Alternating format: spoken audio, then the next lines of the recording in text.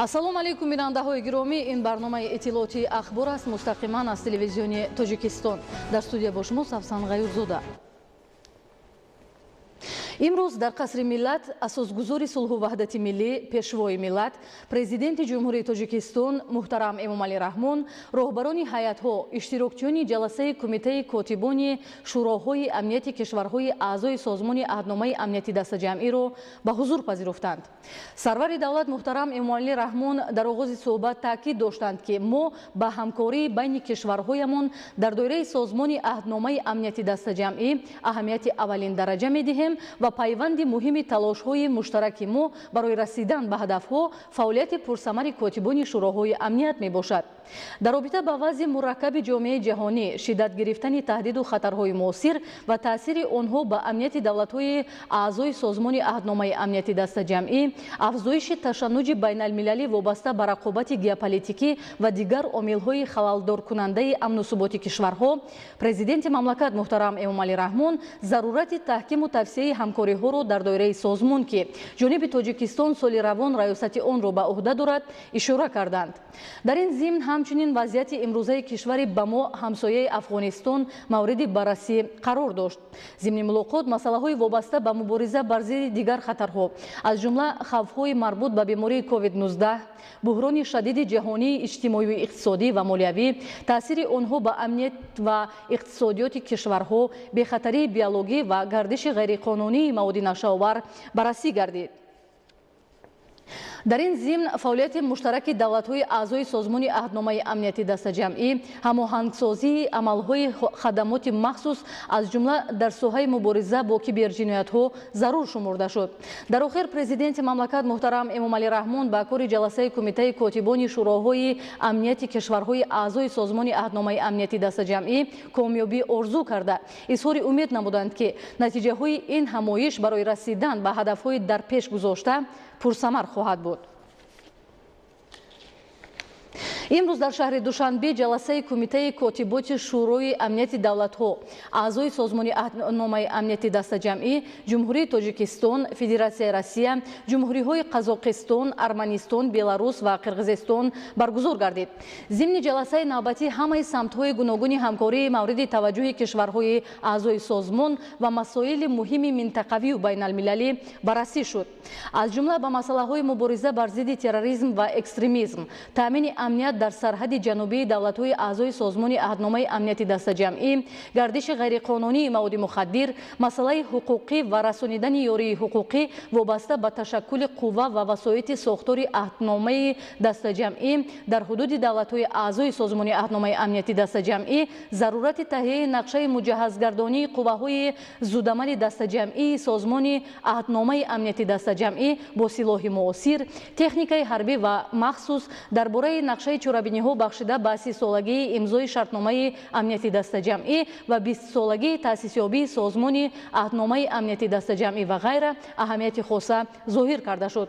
изҳори умед гардид, ки саъю талошҳои ҷонибҳо дар татбиқи мувофиқаҳои ҳосилшуда самараи дилхоҳ дода, робитаҳои кишварҳои аъзо таҳкими бештар пайдо хоҳанд кард. дар анҷоми ҷаласа як қатор санадҳои аҳамияти муҳимӣ дошта ба имзо расиданд. барномаи ахборро идома медиҳем. бо мақсади дар сатҳи баланд истиқбол намудани ҷашни 30-солагии истиқлоли давлатии ҷумҳурии Тоҷикистон дар филиали донишгоҳи давлатии Москва ба номи Ломоносов конфронсии 11-уми илмӣ таҷрибавии хонишҳои техникӣ ба кори худ оғоз намуд. Зульфия Раҳимзода мавзӯъро идома медиҳад. کاری کنفرانسی نوبتی علمی تجربوی خانش‌های تکنیکی که در فیلیال دانشگاه دولتی مسکو به نام لومونوسوف گذرانیده شد در دو سمت تمایل و دورنمای رشد واقعی علم‌های ریاضی و دقیق، تمایل و دورنمای رشد علم‌های جمعیتی در زمان معاصر به راه مانده شد. در کار آن سفیر فوق‌العاده و مختار فدراسیای روسیه در جمهوری تاجیکستان لیاکیم فرالوف، نمایندگان وزارت معارف و علم، عالمان و دانشمندان اشتراک داشتند. در جلسه افتتاحی کنفرانس 3 معروضه علمی солҳои соҳиби истиқлолӣ давраи нав дар таърихи давлатдории тоҷикон, эътимоднокӣ дар маълумоти олӣ, сарчашмаҳои методии таълими забони русӣ дар муассисаҳои таълимии тоҷикӣ мавриди баррасӣ қарор гирифт.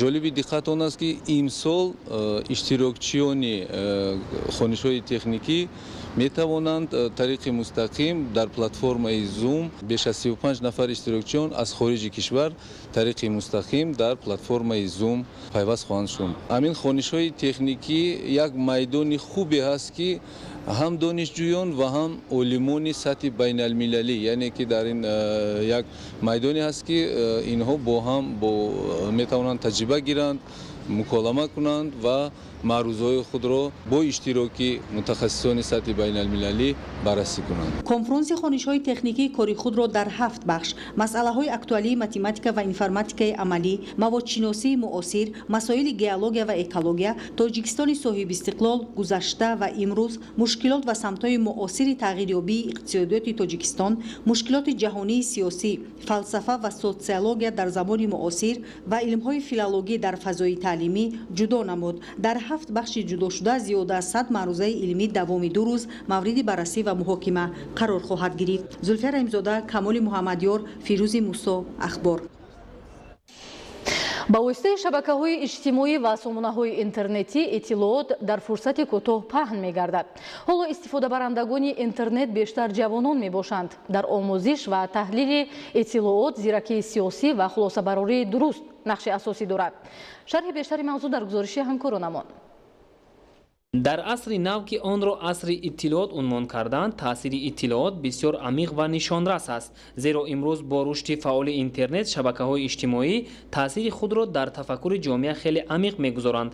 ҳатто расонаҳои иттилоотӣ ба майдони мубоҳисаҳои сиёсӣ табдил ёфтанд ва дар пасманзари он масъалаи таъмини амнияти иттилоотӣ ҷиддӣ пешору омадааст. коршиносон чунин мешуморанд ки иттилоот ва амнияти иттилоотӣ аз рӯи раванди рушди интернет ва шабакаҳои иҷтимоӣ ба ҳам тавъаманд, зеро ин ду мафҳум дар ҳамбастагӣ ба амнияти комили миллӣ рабт доранд. доир ба ин масъала дар ҳамоиши ҷумҳуриявии илмию амалии масъалаҳои мубрами таъмини амнияти иттилоотӣ ки аз тарафи саридораи ҳифзи сирри давлатӣ назди ҳукумати ҷумҳурии Тоҷикистон баргузор гардид, ибрози назар карда шуд. дар шароити мураккаби ҷаҳонишавӣ таъмини амнияти иттилоотӣ яке аз масъалаҳои муҳим ба шумор меравад. маҳз дар замони соҳибистиқлолӣ бо ташаббуси ҳукумати ҷумҳурии Тоҷикистон заминаҳои меъёрӣ, ҳуқуқӣ ва ташкилии таъмини амнияти иттилоотӣ қабул гардиданд. мақсад аз баргузории конференсия ин таъмини амнияти иттилоотӣ дар ҷумҳурии Тоҷикистон инчунин роҳандозии сиёсати давлатӣ дар самти ҳифзи техникии иттилоот мебошад. таъкид шуд ки дар шароити мураккаби ҷаҳонишавӣ таъмини амнияти иттилоотӣ ки яке аз масъалаҳои муҳим ба шумор меравад, бо дастгирии ҳукумати ҷумҳурии Тоҷикистон заминаҳои меъёрӣ ва ҳуқуқӣ дар самти таъмини амнияти иттилоотӣ фароҳам оварда шудааст. дар рафти ҳамоиш масъалаҳои ҳифзи техникии иттилоот ва таносуби таҷрибаи миллӣ ва байналмилалии таъмини амнияти иттилоотӣ низ мавриди баррасии коршиносон қарор гирифт. идомаи ахбор. китоби тоҷикони академик Бобоҷон Ғафуров ки бо ташаббуси бевоситаи асосгузори сулҳу ваҳдати миллӣ пешвои миллат президенти ҷумҳурии Тоҷикистон муҳтарам Эмомалӣ Раҳмон чоп гардида ба ифтихори ҷашни 30-солагии истиқлоли давлатӣ ба ҳар оилаи ҷумҳурӣ тақдим карда мешавад, таърихи қадим асри миёна ва давраи навини тоҷиконро фаро гирифта барои ҳар фарди ҷомеаи имрӯзу ояндаи давлату миллат дар шинохти миллати кӯҳантамаддуни тоҷик ниҳоят муҳим мебошад. дар доираи ин иқдом наздики 13 000 китоби тоҷикон ба ноҳияи Варзоб дастрас ва ба ҳар оила тақсим карда шуд. гузориши хабарнигорони мо аз ноҳияи Варзоб. дар шароити имрӯза мутолиаи ин асари пурқимат барои омӯхтан ва шинохти дурусту воқеъбинонаи гузаштаи халқи тоҷик нақши муҳим бозида ба таҳкими худшиносии миллии сокинони кишвар мусоидат менамояд. бо дастгирии бевоситаи пешвои миллат муҳтарам Эмомалӣ Раҳмон 12900 адад китоби тозанашри тоҷикони Бобоҷон Ғафуров ба аҳолии ноҳияи Варзоб дастрас карда шуд. асари бунёдии қаҳрамони Тоҷикистон академик Бобоҷон Ғафуров дар илми таърихшиносии ватанию хориҷӣ шӯҳрати бузург дорад. ба диёри зебоманзари Варзоби мо корвони китоб омад, китоби Бобоҷон Ғафуровро оварданд. мо бо хушнудии китобро қабул кардем. дар ҳамин ҳафта ба ҳар як хонадони мардуми Варзоб китоби тоҷиконро دسترس میکنیم. مؤلف تاریخ خلق تاجیک را در پایه کنسپسیای مکمل علمی تحقیق کرده از مواد فراوان تاریخی استفاده نموده است. از این رو هر فرد بیداردل ملت باید آموزش تاریخ خلق عزیزش را وظیفه مقدس خود داند. از گذشته پرشیب و فراز آن سبق گیرد و با کارنمایی‌های فرزندان مردم با همتش شناس شده آنها را در حافظه تاریخیش جای دهد. باعث خوشنودی است که تحفه پیشوای ملت به ما ساکنان ناحیه برزاب دسترسی کرده شد و مینتداری خود مینتداری تمام ساکنان ناحیه برزاب مینتداری تمام مردم شریف تاجیکستان را به پیشوای معظم ملت میرسانیم که همچون یک تحفه نجیب به ما ساکنان مملکت تقدیم کرده شد. مورد به تاکید است که به مناسبت 30 سالگی استقلال دولتی شاه اثر تاجیکان با تشبث به واسطه پیشوای ملت پرزیدنت جمهوری تاجیکستان محترم امامعلی رحمون با صفت بلند چاپ گردیده همچون تحفه پیشوای معظم ملت به هر یک خانواده تاجیک دسترس کرده می شود. باباجان غفوروف که با تحقیق مکمل علمی در آثار دارای ارزش بلندی خود موقع تاجیکستان را در قلمرو آسیای میانه استوار نگاشته است برای امروز آینده ملت افتخاری بزرگ می باشد. امروز چون انعنه زمان صاحب استقلالی ترغیب میراث معنوی و سنت های مردمی که از جانب پیشوای ملت محترم امامعلی رحمون همه جانبه دستگیری می یابد موفق ترین سیاست فرهنگی می باشد که برای تقویت بخشیدن به استقلال سیاسی و خودشناسی ملی زمینه باسزای میگذارد. میگذاریم به خبرها از خارج مملکت. بر اثر سوختور در یک بینای مهمانخانه پایتخت لاتویا شهر ریگا 8 نفر به هلاکت رسیده، چند کسی دیگر زخمی شدند. در نتیجه عملهای تروریستی در قسم شمالی سوریه 15 نفر هلاک و زخمی گردید. شرح این و دیگر خبرها در تهیه همکارانمان.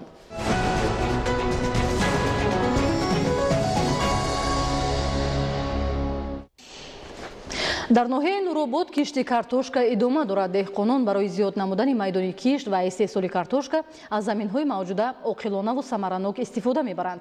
گزارش دیگولی محمود از ناحیه نوروباد.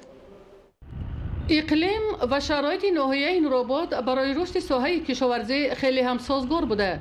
همه ساله با دستگیری حکومت جمهوری تاجیکستان تدبیرهای ضروری راه اندازی می‌گردد تا بدین وسیله میدان کشت و استحصال محصولات محلی از جمله کартошка مرحله به مرحله افزاید. با گذاشتن به شکل‌های نوی خواجگیداری در زمینه سابق خواجگی‌ها قریب 1000 عدد خواجگی‌های دهقانی تشکیل گردیده. بدین وسیله 8560 نفر سهامداران صاحب جای کاری شده.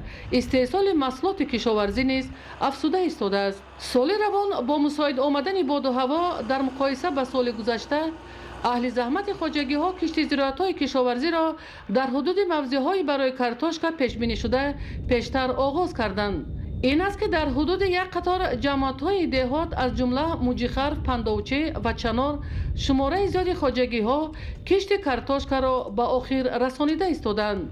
با گفت دهقانان صاحب تجربه ناحیه نوروباد باد و هوای امساله برای کشت زراعت های کشاورزی به خصوص کартошка خیلی هم مساعد آمد.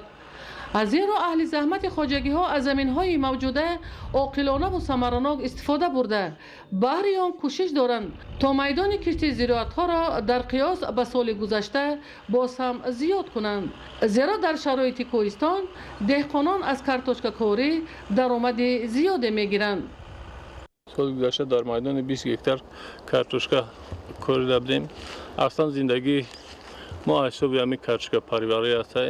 انشالله اقدام گرفتیم که بود کشت کартошка ما زیادتر کنیم تا که بازار داخلی کدین ناحیه این شهر شنبه تامین کرده بتونیم. سال گذشته ما در میدان 22 هکتار هر یک هکتار 25 تن تا 30 تن گرفته بودیم. هر یک هکتاری پای زمین کартошка بیشتر خواجگی های کشاورزی ناحیه نوروباد در جاده پرورش و رویانیدن حاصل فراوان زراعت ها مخصوصا کартошка و غله تجربه بایی دارند.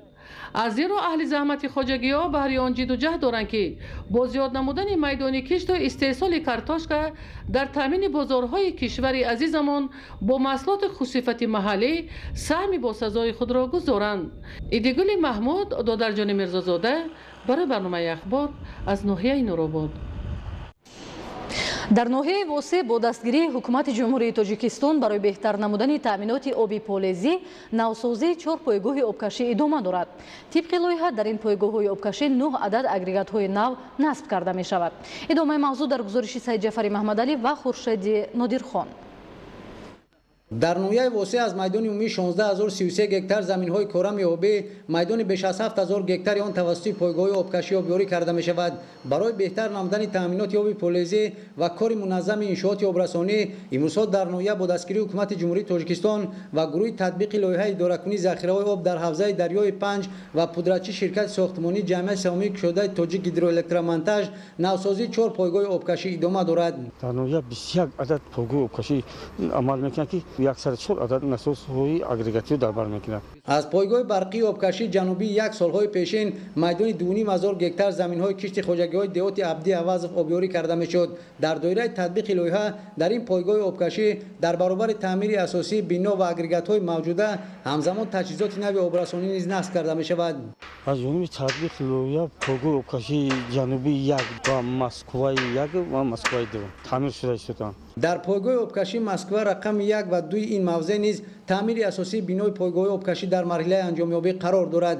аз ҷониби ширкати сохтмонӣ дар баробари вусъати корҳои таъмирӣ канали обрасонӣ низ то пойгоҳи обкашӣ тоза карда шудааст. дар ноҳия дар асоси нақша чорабинии корҳои мудагӣ ба мавсими обёрӣ аз тарафи идораи давлатии беҳдошти замин ва обёрии ноҳия то имрӯз 49 агрегати пойгоҳи обкашӣ аз таъмир бароварда шуда пойгоҳи обкашӣ Гулистон бошад мавриди истифода қарор дода шудааст. дар доираи татбиқи лоиҳа дар ноҳия 4 пойгоҳ бояд аз таъмир бароварда ва 9 агрегати нави обкашӣ насб карда шавад. масъулини соҳа иқдом гирифтанд ки барои пурсамар истифода бурдани ҳар як қида замини корами обӣ имсол аз ҳисоби навсозӣ ва таъмири иншооти обрасонӣ таъминоти оби полезиро ба хоҷагиҳои ноҳия беҳтар намоянд.